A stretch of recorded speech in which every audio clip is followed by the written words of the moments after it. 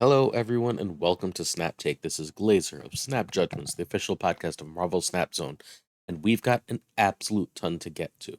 We've got your questions. We've got three brand new decks, including my Infinite deck, which is an auto Black Knight build. We've got controversy erupting in Marvel Snap, and my guide to what high series cards you should be getting and targeting to get the most bang for your buck. Let's get started, but before we do, I'd like to invite you to hit that sub button. We're trying to hit 7K before the end of the year. We're at like 6,700. Help us out, hit that sub button. We'd really appreciate your help in getting that last bit over the hump. It's completely free to you. We cover everything you could possibly need for your growth in Marvel Snap, whether it be infinite decks, post infinite decks to climb, news, bundles, everything you need right here in a full show every weekday and also pretty much every Sunday. We are also in the process of a giveaway. We're giving away the 8,000 gold bundle in conjunction with Super Tech God. That one will be announced in tomorrow morning's video. So make sure you're here so that you can be entered to win. Make sure you watch that video as long as you do the three things necessary. You sub here so you don't miss the video. You follow Super Tech God on Twitch. You don't have to sub, just follow, and you have to sub to Marvel Snap Zone and comment on the latest episode of the Snap Judgments podcast. That podcast featured two wonderful guests, as every week does, and it's a 2-hour sprawling conversation covering all things card acquisition and patch and everything else you could want in Marvel Snap. So just leave that a comment. Make sure you're followed here and on Marvel Snap Zone, and follow Super Tech God, and you're entered to win. Again, tomorrow morning, 8 a.m. The winner will be announced. You'll have to get back to me, and then I'll make sure you get set up for your bundle. All good? Cool. We also maintain a giveaway sheet that is basically every live and active giveaway in Marvel Snap currently. The purpose of this is to help you A, find some great creators to follow, and B, hopefully help our viewers get some free stuff. So if you like free stuff, check the giveaway. The link is always in the description to the video. We have our outline for the day. We're going to go over our questions of the day. Then we're going to go to our auto builder. Bundle review is actually from yesterday, excuse me. We're going to then look at my guide to what you should get with your free, with your, sorry, not free, with any tokens or spotlights, the specific series 4 and 5 cards you should be targeting. Then we're going to look at the Kid's deck. The Kid is one of the hosts of the How Can She Snap podcast. I am also going to be on that podcast relatively soon, so I'll let you know when that comes. You can find that podcast on YouTube at Super Snap Bros. And you can find the Kid on Twitter at the Kid Snap. It's a really, really cool and distinct deck that's got some Galactus in it. Galactus might be coming back a little bit. We also have a giant controversy, a conquest controversy, and we had some audio issues on Friday's video where we suggested a deck, but then the audio cut out. That deck has a larger sample, and I've got a 57% win rate with it, but its overall win rate has fallen to 48. So I'm just going to show you that deck, and then we're going to find a new backup Sebastian Shaw deck, a deck that in 350 games has a much larger both sample size and win rate. Finally, we'll close with looking at the last couple days' shops. Cool. First things first, questions of the day. It's a Mine wants to know what an earlier game player can get from this channel. So this channel has been getting recommended a lot, and if you're one of the people doing that, thank you. Just know it's greatly appreciated. If you're an early series player, what you're mostly looking for is twice a week we do Marvel Snap Pro Tips, where I get some tips from some of the best players in Marvel Snap. If you check Friday's video, there's a top 10 like beginners tips from one of our viewers. That's an absolutely excellent place to start. If you want to get better at Snap, that is one excellent way to do so. Another thing that this helps with is that once you're in Series 3, you'll be seeing a lot of Series 4 and 5 cards, and by watching these videos, you'll know what those decks do. You'll know how to play them, and once you get decent, you'll know how to play against them. You'll be able to form strategies because you'll know what they're trying to do on what turns, and more importantly, you'll know what cards they're not drawing so that you can play around them. We also do bundle guides. If you plan on spending any money on the game, knowing what's coming in bundles is really, really valuable. And we cover all the news, updates, new cards, and everything else in Snap so that you're never behind. Snap is a game with a constantly evolving meta. Generally speaking, there's 3 major changes a month in Marvel Snap, sometimes 4, depending on how many cards are released and how impactful they are. but there's at least two OTAs and one big patch, along with the season pass card, and all of those things basically always switch up the meta, along with all the different news for things in and around the game, ways to get free credits, all that kind of stuff gets covered here. And basically, in order to be fully informed about the game, you have to pay attention. And this is meant to be your one stop shop for such things. Sierra J wants to know if Chavez replaces Medusa. Um, I don't think so. I think they do different things. So Chavez gives +2 just like Medusa gets, which is not as much as Medusa gets, right? Medusa gets +3. So Medusa's but Chavez has 3 power, so both end up being 5s. Cool. Chavez asks you to pay extra um energy to get that extra +2 though, whereas Medusa gets that +2 right away. Sometimes Chavez is going to hit a card that you're just not going to have interest in playing that game, and at that point, that +2 is wasted. Chavez is just a 2/3, which is fine stats, but nothing to write home about, right? Whereas Medusa, as long as you can get her on that center lane, which happens far more often, at least in my experience, will be a 2/5. Medusa has another key benefit here in that she's really good at decks that want priority and want to close off locations. Cards like Lockdown for Professor X and Storm love a card like Medusa, whereas a card like Chavez is not nearly as useful.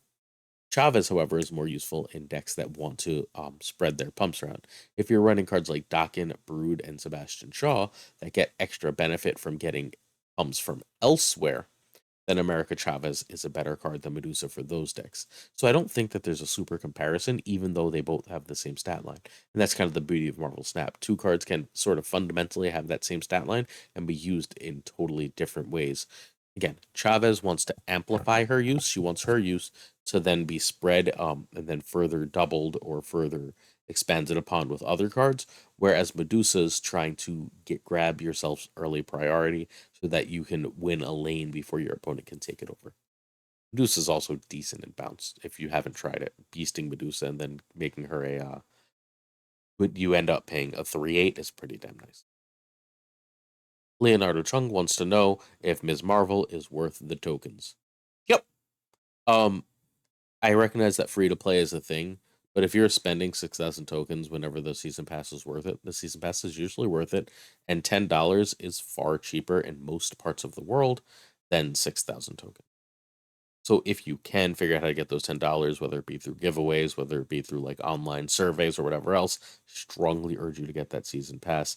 It's one of the like this game doesn't operate on a subscription model for the $10 a month, but it damn near does to get the most out of it. If you do that $10 though, and don't buy variants with the gold you get from it, then it's fairly easy to stay relatively game complete in a rapid manner. Without that though, you're going to have a hard time. Um, Ms. Marvel is worth tokens either way, though. She's one of the best cards in the game. I think she's one of the 10-ish best cards in Marvel Snap, if not one of the 5 best cards. And if you're going to spend 6,000 tokens, that's how you do it. She's also not in spotlights anytime soon yet, so if you want her at this point, the tokens are the only way to grab her. If you'd like to have your questions read out in tomorrow's video, leave one in the comments. I've got a little document that has a whole bunch of questions on it. You can be one. Our first deck of the day is my infinite deck for the season. I threw Black Knight into the auto builder and pressed button because, well, the counter guy on the podcast suggested that this deck was really, really good. And I was like, how good could it be? Turns out, really, really good. He was completely correct. I hit infinite very easily with the 65% win rate. I was on my friend Prashan's stream. We went from 89 to 97 while playing honestly not very well. We kept like splitting the difference between our play style, joking around and not paying attention, da da da. But we climbed on that stream from 89 to 97. And then I woke up this morning. I didn't feel well. It's late at night now. I didn't feel well this morning. So I decided to play and I got up to 99 while before I had to take my son to swimming. And then I came home and jumped on a stream with Fazzer and in 2 games hit infinite. So yeah, this deck is really good. It's gonna feel like you're not doing a lot early, and then you have a lot more decisions than it seems like. Because sometimes you like Modok away your hand just to leave Apocalypse in the hand, right? Like you'll Modok on turn 5, knowing the last 2 things on your hand will be an Apocalypse and a Shard. And if you have either an Apocalypse or like an Infinite in that first spot in your hand, Modocking your hand away leaves you with a really powerful last turn play, and if Dracula's out, now all of a sudden you're gonna get like a 20 power Dracula and a 20 power shard on the last turn of the game, and that's pretty good. Um, there's also times when like Jubilee and Hela are in your deck and you have Modok and you just slam Modok as fast as you possibly can because like you're either going to draw Jubilee or Hela, odds are, and then you can win the game that way. Um, Black Knight is incredible here. Sometimes you're going to hit Hela with your Lady Sif, so be it. There are enough sixes that tends not to be the case. And even when it is, like you can still win plenty of those games. Like you can discard some more stuff still. You can although obviously be careful with Blade. Sorry, with Black Knight at that point, you don't really want a 6 power shard. But you can still Jubilee into like an Infinite and like Blade something else off, and then you can Ghost Rider with 2 things gone, and either Hela's gonna grab them both, or you're just gonna get the other one back. Magneto is backbreaking to all them as Marvel lockdown type things in the meta. Overall, this is a very, very, very strong and cool deck. All right, you should have Black Knight for the Black Knight deck. And reminder that the last spotlight in December, the one that has Iron Lad, and we're going to talk about Iron Lad in a little bit after this set of decks. After this deck discussion. Um, Black Knight is great. It's in the same spotlight as Iron Lad. Please, please, please be smart and save up for both of those. Modok could probably be okay as Hellcow in this deck. Modok is great, but I feel like Hellcow would actually be really, really good here. It's 1 cost less, which means you can do it with Blade or Black Knight. And has the same power, so like not a huge downside. So turn 1 is passed, turn 2 is Black Knight and Blade, but either way you're dropping Black Knight because you would like to play a card on turn 3, and if that card is Lady Sif, you're going to be really sad if you have to discard an Infinite and you couldn't play Black Knight first. Although, obviously, be careful with the cards. Sometimes they will Killmonger you right away on turn 3 upon seeing Black. Sif or Blade, depending on the right card.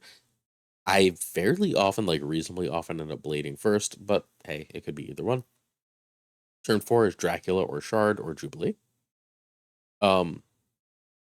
There's no way to tell which, but feel free to drop the Shard early. The Shard is frickin' nearly untouchable. Remember that the Shard can just go happily into negative zone without having its power reduced. The Shard is immune to Shadow King. It's immune to Shang-Chi. You can drop it in Death's Domain without any problems. All that good stuff. Although if you drop in Death's Domain and they do have Enchantress or Rogue, they can kill you. Fine. But like as a general rule, this is an extremely powerful play that you can happily just drop and just be like, that's power I can count on. Jubilee is very good if you haven't seen anything else. Although if you haven't seen anything else, odds are your hand is relatively full. It could still be pretty nice to just like have Jubilee grab a Sif or a Black Knight, as necessary. Like it doesn't have to do something big. And Dracula is just like a backbreaker. Dracula is game winning. I thought Apocalypse and Hela were going to be awkward in this deck when I was like, this can't work. And then like it turns out Apocalypse is the MVP of the deck, and Hela is sort of like backup Ghost Rider in a way. Turn 5, Ghost Rider or Dracula or Shard or Jubilee. And once in a blue moon, it's Modok. So if you're going to play one of the 5s, like a lot of turn 5s for games that I've won big cubes on, are literally just going Black Knight and Ghost Rider on turn 5. Turns out that's pretty good. And then turn 6, you play the biggest thing you have left, or you drop Hela. And then you win the game most of the time. Very, very strong. It's also a very pretty deck. We've got Blade Hela, Blade Hip, Sif Hip, Dracula Hip, Magneto Hip, Giganto Hip, and Infinite Hip, 6 hips. You love to see it. I decided this Modok looks a little better with this Apocalypse for the time being. I'm getting a little sick of Baby Modok, so I threw this one in here. We've got Hella Gardening. I put the wrong Ghost Rider. I have the cool Jacinto Ghost Rider. Click the wrong button, excuse me. Cool 90s cartoon Jubilee, and this is the Black Knight I will have at the end of the month because I have Black Knight, and this is its Spotlight, the Peach and Wilco one. So this is a beautiful deck that's only going to get more beautiful once I have the Black Knight I want in it. If you have Black Knight, by the way, again, worth reiterating that everything else here, oh, sorry, I guess Modok, but Hellcow is a Series 4 card. Almost everything else here is Series 3, and Modok could be replaced very easily with a Series 3. All right, next up, I want to do card acquisition advice. This is like my current advice for card acquisition. So the first thing is save for Iron Lad at the end of the month. Iron Lad is extremely important and extremely powerful. It goes in an absolute ton of decks. There's not a great replacement for it. He takes whatever the deck is doing and usually just makes it better. Play, grab Iron Lad as a general rule. If you save up 4 spotlights, you can guarantee yourself Iron Lad and Black Knight. Both of those are absolutely excellent together. Not the same deck, but like both are absolutely excellent cards that are fundamentally irreplaceable. That is one of the best spotlights we've ever seen. If you need either, go for it. If you're trying to build a lockdown deck, lockdown is expensive as crap. It wants Eliath, it wants Jeff, and it wants Ms. Marvel. It does not need any other high series cards, although it would like Nebula also, but it really wants Eliath, Jeff, and Marvel. Cool. That means unless you already have access to these, like unless you have a lot of tokens or are willing to spend, don't start building that way. Loki wants Loki, Werewolf, and Snowguard.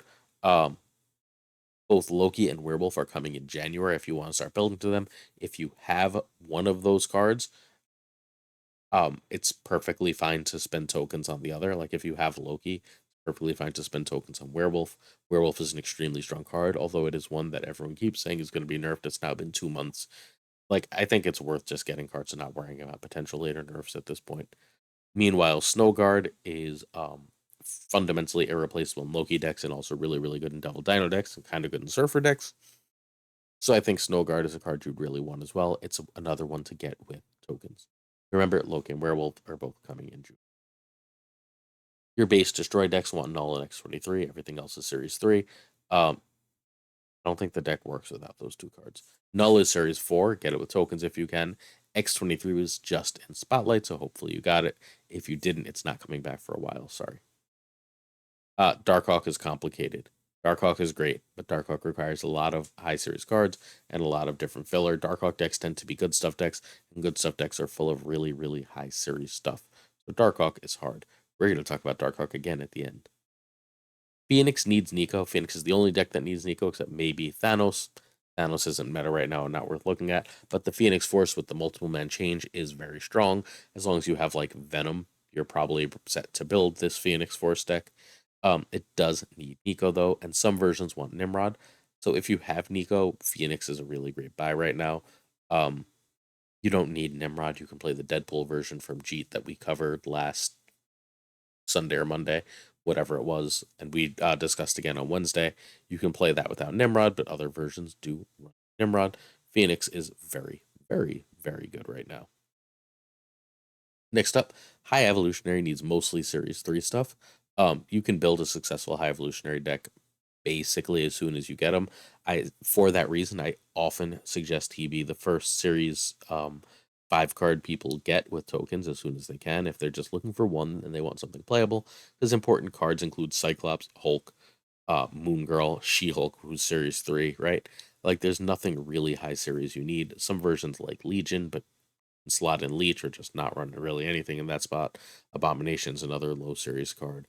Basically, everything you need for High Evolutionary is exceedingly attainable without too much work. You'll want Jeff in some versions, but like Jeff is a fundamentally replaceable card with literally just like Shocker. Hell, you can play stuff like whatchamacallit. Now the name's escaping, excuse me. Black Knight in an High Evolutionary and be just fine. So I think High Evolutionary is like, if you're looking to get something and you don't have much Series 5, grab High Evolutionary and have fun. High Evolutionary is the first week of January if you'd prefer to do that in Spotlights, but I'd rather have Iron Lad and Black Knight than High Evolutionary. Annihilus is great, but it's a small package, not a deck. Don't get Annihilus thinking you're going to have a tier 1 junk deck. That deck currently does not exist. Annihilus goes with Sentry and Hood in various decks. That deck is like the decks it goes in are better for those 3 cards, but they're also not a requirement. Black Knight is still a sleeper. Remember, if you get Iron Lad and you're smart about it, you also get Black Knight. Please, again, if you're early on, do this. You will thank me later. And lastly, Darkhawk is complicated. There are some arguments that Blob won't kill Darkhawk because you can run something like Leech to protect your Darkhawk. And that's absolutely a possibility, but it's also not a risk I super want to take. Blob consumes your own deck when you play him, and Darkhawk's looking for cards in the opponent's deck. So when your opponent plays Darkhawk, and you've got Blob, that Darkhawk is a 4/0.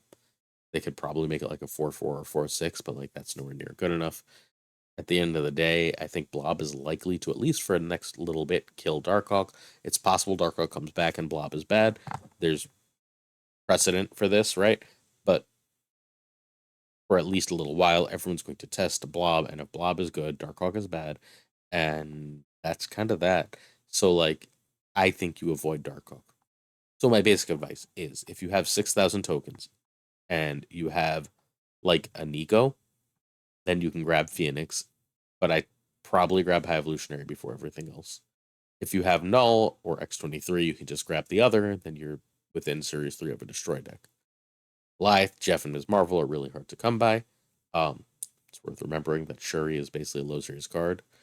It's in the low series deck at this point, so if you want to do Shuri, that's all Series 3 cards, but it's hard to pick and choose those. And finally, we have,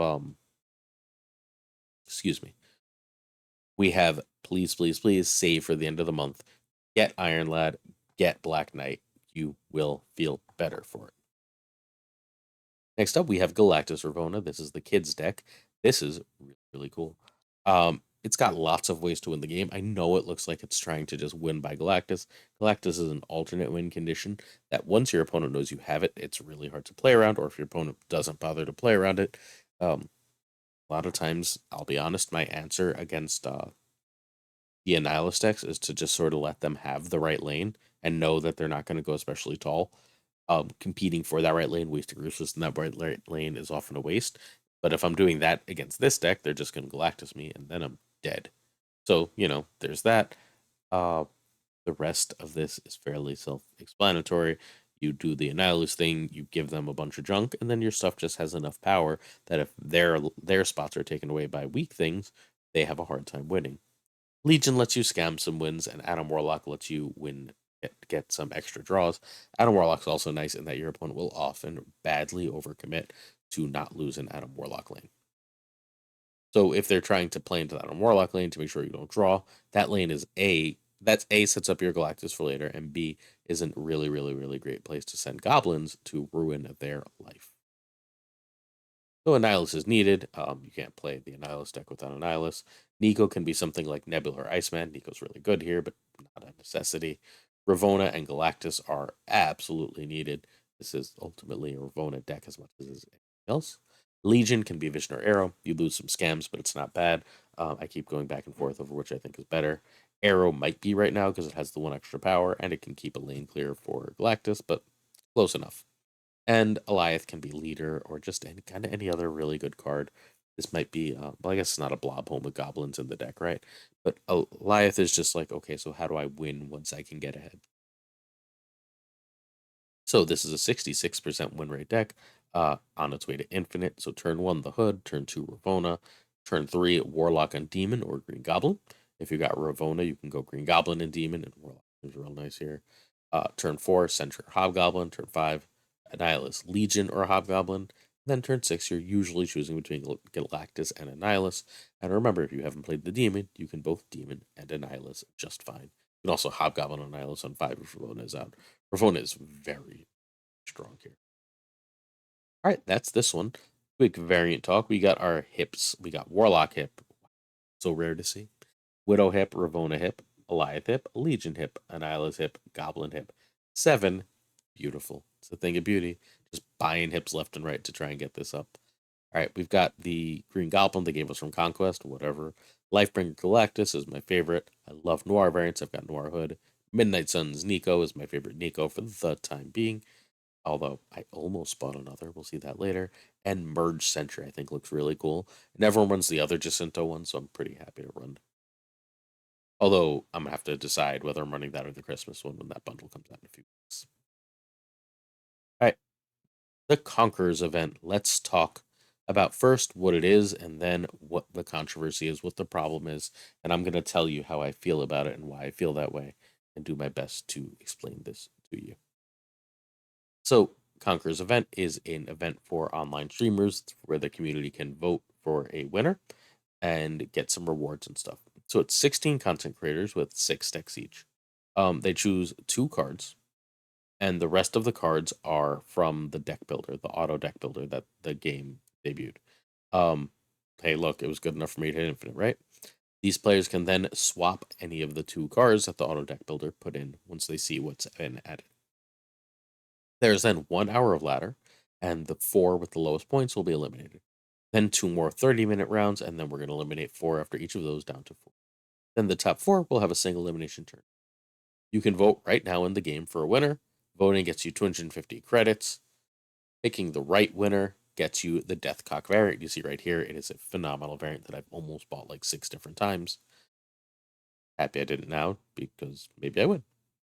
The creator list invited are Lamby, Inez Noob, Braude, Alex Lucia, Atrix, Ordinary Harry, Dara, Satoshi Amano, Spyro, Aoi, Moyen, Johnson, Binks, and Mr. Zarawaya. Cam Best and Kawa were going to be in it, but both had to withdraw for different reasons. So there are now 2 open spots. We'll talk more about that when we talk about the controversy, how that happened. I know almost all these players, besides Satoshi Amano and Mr. Zarawaya, who I sort of know of but don't know. Really, really great people, great event, but there's a problem. So Eggs released this tweet earlier. Eggs is another of the biggest creator who is very often involved in a lot of these events. She was in the first Conquerors, for example. She's a major streamer. Happy for my fellow creators, but also extraordinarily upset I was not invited to this. I'm just speechless, honestly. Excuse me. I'm just speechless, honestly. But I'm not sure how we can sit back and act like it's fine for 1 woman and 15 men to be invited to this. And of course, anytime you bring up potential sexism, the internet exploded. How dare you say this? Your body part should not determine whether you get to participate, and so on and so forth. And if that's your take, like bar none, then this is probably going to be the wrong channel for you, first of all. But more than that, it's extremely disappointing because I want more people to play Marvel Snap. I don't want more dudes to play Marvel Snap. I don't want more women to play Marvel Snap. I don't want more non-binary people to play Marvel Snap. I don't want more African Americans to play Marvel Snap. I don't want more people from Africa to play Marvel Snap. I want more people to play Marvel Snap. I want a community that's inclusive, that has a lot of people in it. And the best way to get a lot of people in it is to open up the doors for everyone. People become involved by seeing people who look like being involved. It helps. It does. I've been assured by dozens of people that, by freaking everyone who's not of an identity that's generally represented on TV or in gaming, that they latch on to those who do when they do, because it's important to them. And then the ridiculous slippery slope. If we say we should have more women, then where does it stop? Should we have this demographic or that demographic? Yes, where possible. We should have as many demographics as possible. Because this is not like only the most competitive players. Show you that list. I can show you, like, I didn't see Avazord on there. Did you? Top 10 player. Cool. As far as I'm aware, there were 0 Latin American creators either, which is amazing. We just ignored an entire continent. Got, but okay, fine. But it's not a where does it stop thing. It's a how can we do better thing. There is no slippery slope. There is no like.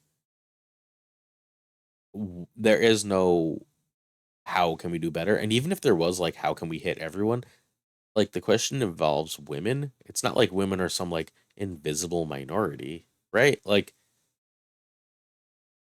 a little less than half of all people are women.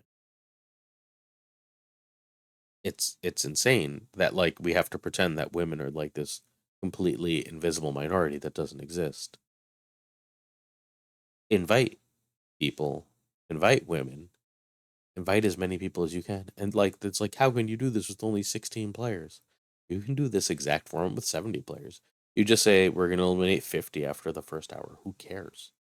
There's no reason. But even if you want to keep it small, right? Then there has to be more dedication to who gets in. At least a couple of those people barely stream Marvel Snap. They barely stream, period. They chose some extremely competitive people and some more friendly, happy community people. If there is no base criteria of this matter, then be inclusive. Then find people. No one's saying like you should find people with really small followings. Although if you included a couple of creators, right, you had a couple small creator slots, how huge would that be for them, right? I could pour the money I give to random people for like giveaways in this channel into a lot of things that would probably grow this channel faster. But I want to help people, and inclusivity is ultimately about helping people. This channel, my content, my whole life is ultimately about helping people, not like at the exclusion of myself, but it's ultimately about helping others. And if you think that people should only be helped because of their race, ethnicity, gender, religion, then you're wrong. Everyone should be helped. But we should also pay attention to who we're helping and who we're not helping. If we're not helping people because of any of those things, or even if it's not conscious, then that's something to fix. Kawa dropped because he couldn't make it to the event. He had a conflict. Cam Best dropped because he believes in inclusiveness and he thought it was important enough that he drop and give his spot to someone who he thought would add better representation. And huge props, Cam. Huge props. We don't know who that is. That person will be announced relatively soon. He's been assured that it will be someone. He was involved in the choosing of that person. So ultimately, to me, this is just an easy good. It's an easy W to make this fix. Although Cam himself personally sacrificed. Do the right thing, care about others, help others. Eggs has 2 paragraphs here. She's upset she's not invited. She has every right to her feelings of being upset. But she is also, as a second thought, that 1 woman and 15 men is not an acceptable ratio. It's just not. There's no less than 5 women that are Twitch partners that are bigger than many of these men, that are better at Snap than many of these men, or at least as good. Choose better, do better, be better, help everyone, and help the community grow in the process. Thank you. Oh, and if you want to yell about this and be bigoted in the comments, I'm just gonna remove your comment. Save yourself the energy. Cool. I don't have time to like argue why humans are humans and why people matter and why we should care about more people. You should know that. Cool. Our last deck of the day was going to be this. This was the deck that was coming up on Friday. This was the only non-Sheriff Shaw that had 85% win rate in 60 games. It now has like 700 games and a 49% win rate. Although in another like 60-ish games for me, I've got a 57% win rate. This deck is really good, but it is super freaking hard to play. And it is incredibly, massively, wildly weak to Shaw and, weak to Shaw. Weak to Shadow King and Shang-Chi. If your opponent has Shadow King Shang-Chi, you are dead and there's nothing you can do about it. They will beat you. You can go really tall in 2 lanes, thanks to Deadpool, Venom, and Shaw, and Hulkbuster. And then you can copy that big thing with Taskmaster or Zola. But if they kill one of those 2 things, you're basically dead. It's a really cool deck. I love it. I still played it. I used it for weekend missions at a really high win rate. I'm going to keep playing it for weekend missions for the time being. I think it's fun, but I can't recommend it to you guys because it's not succeeding at a larger sample size. If you got in at the smaller sample size like I did, you can still have a really good win rate with it. But here we are. We also have Wong's 63% win rate in 350 games. This is the Shaw deck I recommend you play if you don't want to play a Surfer deck. This is very cool. It's got fundamentally what it does is says I can win a lot of ways. Good job, stop. Good luck stopping me. You need to know opponent deck lists for this deck to work. So you can the easiest win in the game, right, is go Wong, Panther, Zola. GG's, that wins almost every game, right? Like if the opponent doesn't interact or stop it, or there's not like Professor X or Location Stopper or Goliath or whatever, you're very likely to win. You could also throw white tigers all over the board. That's if you can fill your board with white tigers. Fundamentally, if you go Wong, White Tiger, Odin, you're gonna win games of Marvel Snap. Just telling you, you're gonna do real well. And of course, you can just a forged brood or a forged Shaw or getting both out, and then dropping Ironheart on Wong and dropping Odin on top of that is going to make some massively big lanes. So there's just a lot of ways to win games of Marvel Snap with this deck, and you have choice and variety, and choice and variety makes it hard for your opponents. All right, you need Shaw. Iron Lad can be Absorb Man, Nakia, or Silver Surfer. They are all worse than Iron Lad. Remember, I told you this earlier. Iron Lad is a card you should really try. This one is better than the previous. And a big example, that's what we're talking about. Turn 1 is basically always pass. I don't want to forge a Koye, and I want to be able to play a Koye if I can. So turn 2 is either Koye or forge. Turn 3 is Brutus Sebastian Shaw. 4 is Wong. 5, I need to read the board if I have choices. If I have if I don't think they have Lie, then I think I could win. I'm almost always just going to go for the Panthers, Wong Panthers Zola play line. However, Wong Ironheart is really, really strong. Wong White Tiger is really, really strong. Wong White Tiger is 16, 17 power, right? And then if you Odin that, you're adding 4 more Tigers. So, like, yeah, it's pretty damn good. Zola or Odin is the last turn play. And remember your Ironhearting Shaw or Brood here. Those are the cards you are looking to go to. It's worth noting that fairly often, not fairly often, a reasonable amount of the time, you'll get a lane locked up with like a Forge Brood or something, and they'll like clearly abandon that lane. And then you go something like Wong Panther, right? And you'll know the opponent's gonna like just try and like stop lock up one of those other lanes with Professor X or something. Feel free to drop an Odin on a Panther and just have like a stupidly huge Panther to like win that other lane if you know they don't have a way to stop it. There's a lot of ways to win with this. It's really, really cool. Variant time. I need a White Tiger variant. Still one of those last 6 cards. Got this cool Okoye during the Panther season, which was my second in Marvel Snap after Miles. A cool Mr. Sinister. I believe this is the one we got in Conquest from the first or second Conquest. This is my favorite Ironheart. We've got a smaller amount of hips here, but still 5, which isn't bad. We got Ironheart, excuse me, Rude, Wong, Lad, Zola, and Odin. You'll love to see it. We've also got the Phoenix Black Panther, which is very cool. I really want it gold, but I can't quite get enough splits on it yet. And the X-Force Forge, which I'm hoping to replace with the Hellfire Gala one really soon. Finally, my shop yesterday, I finally got that shop takeover, which means I got the claw I wanted. I got the hip claw. I looked long and hard at a lot of these other variants. I 100% would have bought that Magic. We're at 700, but 1200 just didn't feel right to me. I like the Jim Lee Mystique, but I have this Peach Mocha one gold, and I have the really cool Ms. Marvel, current Captain Marvel one, so I felt it necessary. Don't like Venomized Thanos. Sorry, I know a lot of people do. It's not for me. This Storm variant is gorgeous, but again, I have a gold Storm, so whatever. Then I looked long and hard at this Juggernaut because I think that actually looks really cool on Juggernaut. But the baby one is kind of unbelievably adorable, and I have the mech one from a bundle, so whatever.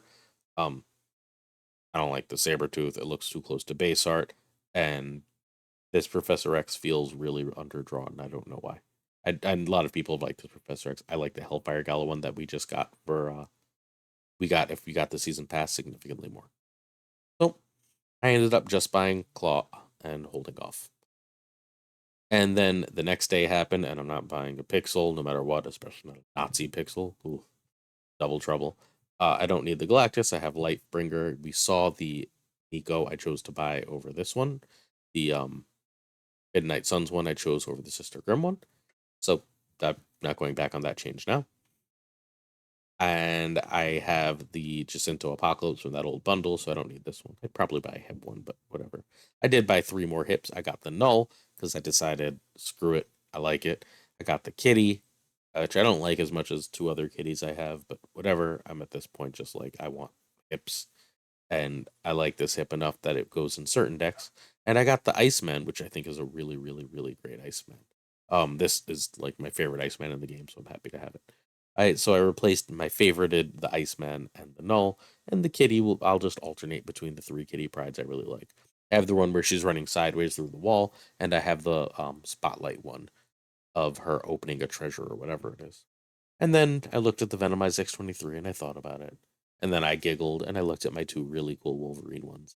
I have the two best X23s in the game, and I see no need to really mess with. That's it today. If you made it this far, please hit that sub button. Please like, please comment.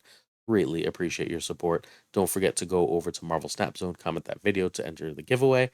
Check Marvel Snap Zone later on today. My Sleeper Decks of the Week article will be up with 10 different sleeper decks for you to try from this past week. See you tomorrow for another Snap Take along with giveaway winners. Peace.